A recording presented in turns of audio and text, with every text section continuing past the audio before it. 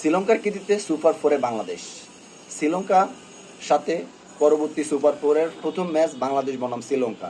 এখন প্রশ্ন হচ্ছে, শ্রীলঙ্কা কি দুধ দিয়ে কালসাপ পুষলো, নাকি সহজ প্রতিপক্ষ হিসেবে আফগানিস্তানকে হারিয়ে বাংলাদেশকে বেছে নিল? সেটা দেখা যাবে মাঠের খেলায়। কারণ মাঠের খেলায় যদি বাংলাদেশ শ্রীলঙ্কাকে হারায় দিতে পারে, তাহলে শ্রীলঙ্কা অবশ্যই দুধ দিয়ে কালসাপ পুষেছে। কারণ তাদের কৃতিত্বেই আমরা বাংলাদেশ সুপার ফোরে এসেছি।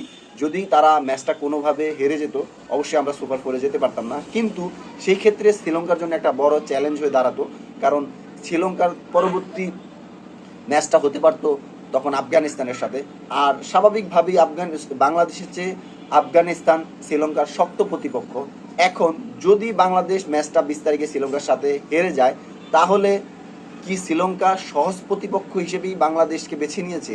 এই জন্যই কি তারা আফগানিস্তানের ম্যাচে বেশি গুরুত্ব দিয়ে আফগানিস্তানকে হারিয়ে বাংলাদেশকে সুপার ফোরে নিয়েছে, যাতে তাদের সহজ প্রতিপক্ষ পড়তে পারে বাংলাদেশ? দ্বিতীয় যে ব্যাপারটা আমার কাছে ব্যক্তিগতভাবে মনে হয়, শ্রীলঙ্কা এই জিনিসটার উপরে বেশি প্রাধান্য দিয়েছে। তারা সহজ প্রতিপক্ষ হিসেবে বাংলাদেশকেই বেছে নিয়েছে। এই জন্য তারা সুপার ফোরে বাংলাদেশকে নেওয়ার চেষ্টা করেছে। কারণ শ্রীলঙ্কা বিশ্বাস করে আফগানিস্তানের চেয়ে বাংলাদেশকে হারানো তাদের পক্ষে সহজ। কিন্তু আমরা বিশ্বাস করি না, আমরা শ্রীলঙ্কার সাথে অবশ্যই প্রথমে একটা ম্যাচ হেরেছি, এটা আমাদের ব্যাড লাক।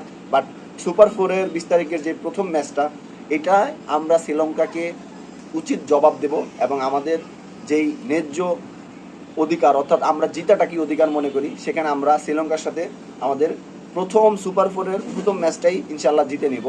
যদি হারি, তাহলে আসলে আমি বলবো এটা বাংলাদেশ ক্রিকেটের জন্য অনেক অনেক ব্যাড লাক। কারণ হচ্ছে আমরা যেহেতু অলরেডি শ্রীলঙ্কার সাথে একটা ম্যাচ হেরে গিয়েছি, সেখানে আমাদের যে ল্যাকিংসগুলো ছিল, আমাদের যে ভুলগুলো ছিল, সেগুলো অবশ্যই আমরা এই কদিনে ইমপ্রুভ করব বা ইমপ্রুভ করেছি। এবং শ্রীলঙ্কার যেই স্ট্রং দিকগুলো আছে, সেগুলোকে আমরা কীভাবে ঘায়াল করতে পারি, এই বিষয় নিয়ে অবশ্যই আমরা চেষ্টা চালিয়েছি। এবং ক্রিকেটাররা এবং কোচরা এই বিষয়টা নিয়ে পরামর্শ করেছে। সেই হিসাবে আমরা বিশ্বাস করি যে 20 তারিখে শ্রীলঙ্কার সাথে সুপার ফোরে বাংলাদেশের প্রথম ম্যাচটা অবশ্যই বাংলাদেশ জিতবে।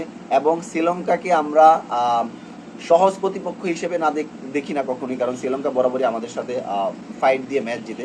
বাট শ্রীলঙ্কাকে আমরা গতকালকে যে সাপোর্টটা দিয়েছি, ঠিক তার বিপরীতে গিয়ে আমরা 20 তারিখে শ্রীলঙ্কাকে যেই ঘৃণাটা করবো, এটা আসলে শ্রীলঙ্কা এখনও বুঝতেই পারে না। কারণ বাঙালি নিজেদের জন্য সব কিছু করতে পারে। এবং ইনশাল্লাহ আমরা সুপার ফোরে প্রথম ম্যাচ শ্রীলঙ্কার সাথে আমরা জিতবো এবং আমরা আমাদের প্লেয়াররা তাদের বেস্টটা দিয়ে আমাদেরকে জিতানোর চেষ্টা করবে। আপনাদের যদি কোনো মতামত থাকে, অবশ্যই কমেন্ট সেকশনে জানাতে পারেন।